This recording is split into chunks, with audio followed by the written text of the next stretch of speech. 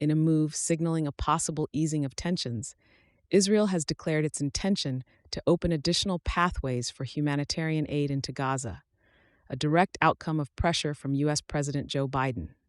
The measures, intended to avert a humanitarian crisis, include opening the Erez Crossing for the first time since the Hamas attacks of October 7th and allowing temporary aid passage through the Port of Ashdod. Additionally, Israel is set to bolster the flow of aid from Jordan via the Kerem Shalom crossing, according to government spokespersons.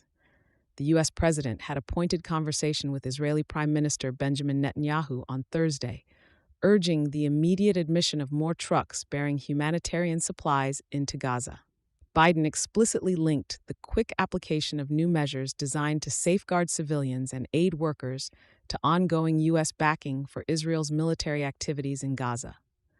The White House's post-call statement highlighted the president's emphasis on concrete, measurable steps by Israel to curtail civilian harm and humanitarian suffering, noting that these actions would shape U.S. policy towards the Gaza conflict. Eyewitness reports describe desperate scenes where civilians queue for basic sustenance amidst escalating fears of widespread hunger. Sky's U.S. correspondent Mark Stone suggests that the use of the Port of Ashdod could be a significant development, streamlining the delivery of international assistance. Such a step could negate the need for provisional measures like the proposed construction of a temporary dock off Gaza's coast.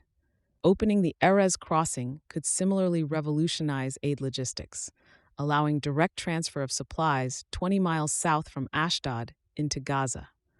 While Stone mentions possible implications for Jordanian military trucks gaining direct access into Gaza, he also points to the challenges posed by Israel's rigorous security checks, which have been criticized by the U.S. and aid agencies. U.S. Secretary of State Antony Blinken has acclaimed Israel's decision, but underscored the ultimate test of its efficacy would be in implementation and sustained humanitarian delivery.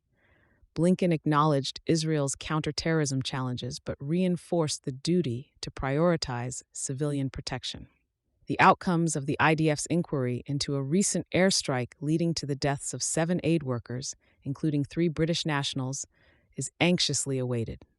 The incident had prompted certain charities to cease operations, and the UK's response indicates a strong call for accountability and a transparent inquiry.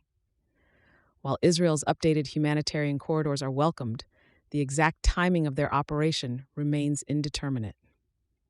U.S. officials, including National Security Council spokesperson Adrian Watson, have pressed for these routes to be fully and rapidly implemented, with ongoing U.S. policies towards Gaza hinging on Israel's immediate steps forward. Despite the unfolding diplomatic and humanitarian dynamics, ground realities in Gaza continue to reflect the urgent need for assistance. As Israel responds to international outcry and initiatives to curb civilian suffering, the global community watches closely, hopeful for a steadfast commitment to easing the humanitarian plight within the contentious zone.